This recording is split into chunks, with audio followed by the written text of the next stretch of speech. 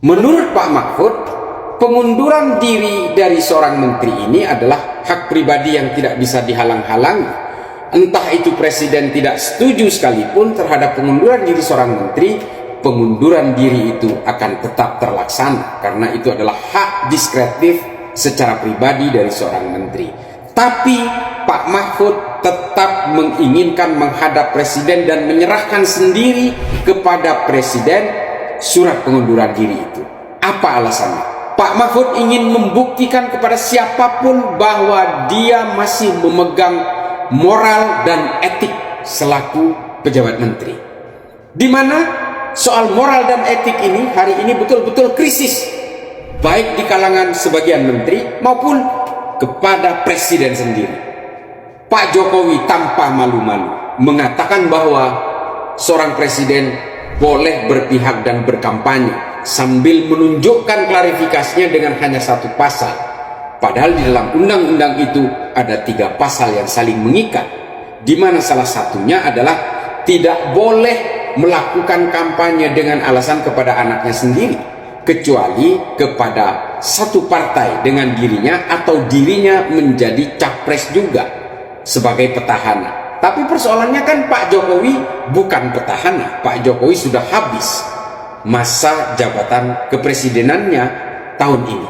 Nah, itu yang membuat kemudian Pak Mahfud ingin menunjukkan bahwa seorang pejabat meskipun sekelas menteri, bukan seorang presiden sekalipun, harus betul-betul menitik beratkan moral dan etika. Karena kata Pak Mahfud, morals and ethics are beyond of all.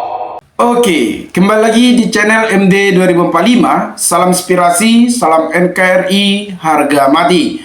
Teman-teman mungkin sudah mendengarkan sedikit edukasi dari saudara kita Islam mengenai pengunduran diri Mahfud MD sebagai kabinet Pak Jokowi Dodo. Tentunya penyampaian saudara ini sangat bermanfaat dan sangat membuka wawasan pikiran kita agar kita mengetahui situasi politik yang terjadi saat ini. Pengunduran Mahfud MD menurut saya sangat bagus agar bisa sebagai contoh bagi menteri-menteri lainnya. Kalau kita lihat memang situasi politik di Pilpres di tahun 2024 ini, adanya permainan-permainan atau cawe-cawe Pak Jokowi yang ketidaknetralan membuat para menterinya muak dengan yang dilakukan oleh Pak Jokowi Dodo.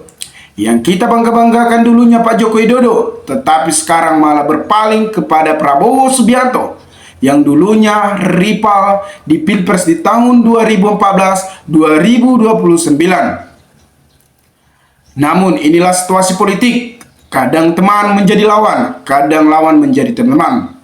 Jadi bagaimana tanggapan teman-teman mengenai pengunduran diri Mahfud MD ini? Tentunya sangat bagus, agar lebih luas membuka data-data. Itu yang dimaksud oleh Mahfud MD. Mahfud MD ini adalah calon wakil dari Ganjar Pranowo. Menurut saya keputusan yang diambil oleh Mahfud ini sangat benar. Bahkan Rocky Gerung juga mengatakan dia akan membantu Mahfud MD karena keputusan Mahfud MD ini bisa diapresiasikan agar bisa netral dan tidak menggunakan fasilitas negara. Karena kalau kita lihat seperti Prabowo Subianto masih menjabat sebagai Menteri Pertahanan dan Gibran menjadi Wali Kota Solo. Tentunya apakah mereka tidak menggunakan fasilitas negara? Itu pertanyaannya. Mungkin asumsi masyarakat akan buruk terhadap Prabowo Gibran karena mereka masih menjabat sebagai Wali Kota Solo dan Prabowo sebagai Menteri Pertahanan. Apalagi Pak Jokowi pernah berpesan agar tidak terlalu banyak drama, tetapi mereka lah yang banyak drama sehingga masyarakat muak dengan drama-drama yang dilakukan oleh mereka. Bahkan juga masyarakat sudah sadar mana yang memang betul-betul untuk merakyat, mana benar-benar betul untuk mementingkan negara. Kita bisa lihat ketika kita dicalonkan, apakah kita tidak bermasalah? Kalau dari awal saja sudah bermasalah, bagaimana tanggapan masyarakat? Tentunya mereka akan berpikir panjang ketika memilih Apalagi soal perdebatan pada tanggal 21 Januari 2024 kemarin. Perdebatan Gibran yang blunder, yang seakan-akan lebih pintar dari Pro Mahfud, bahkan dari Cak Imin. Kita bisa lihat teman-teman, seorang pemimpin harus taat dan berani mengambil keputusan seperti Mahfud MD. Keputusannya sangat-sangat bisa diapresiasikan.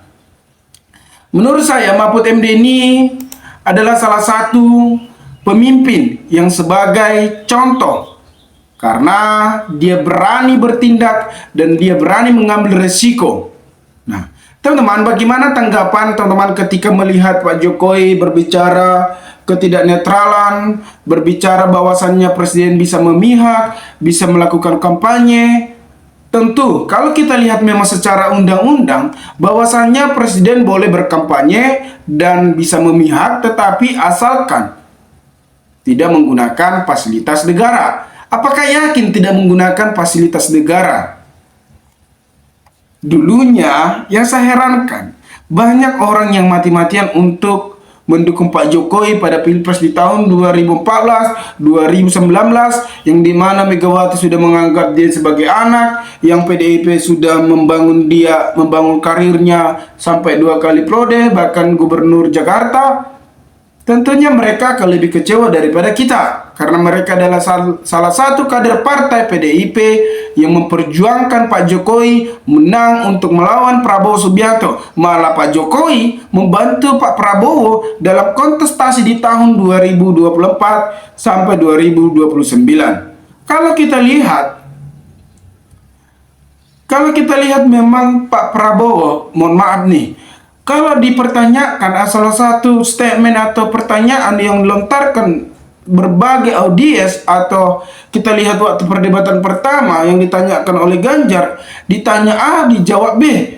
Menurut saya udah memang tua, ibaratnya itu memang gak sinkron. Ya udah cukup umur ibaratnya, bukan ibaratnya itu yang ditanya ini ya dijawab ini. Jadi menurut saya pemimpin yang muda memang harus menjadi pemimpin. Tetapi kalau udah tua ya istirahat aja. Bukan soal pintar atau tidaknya, tapi kalau kita lihat memang fisik Prabowo Subianto yang sudah tua, apakah nanti sanggup untuk belusukan atau mendengarkan keluhan masyarakat atau kepentingan masyarakat? Nah, kalau hanya duduk di istana, duduk menjadi presiden, itu bukan sosok pemimpin menurut saya. Jadi itu kembali lagi kepada teman-teman, bagaimana tanggapan teman-teman melihat ambisi Prabowo ingin berkuasa, bahkan mendekati Pak Jokowi sehingga Pak Jokowi juga turun ke lapangan. Bagaimana? Apakah layak?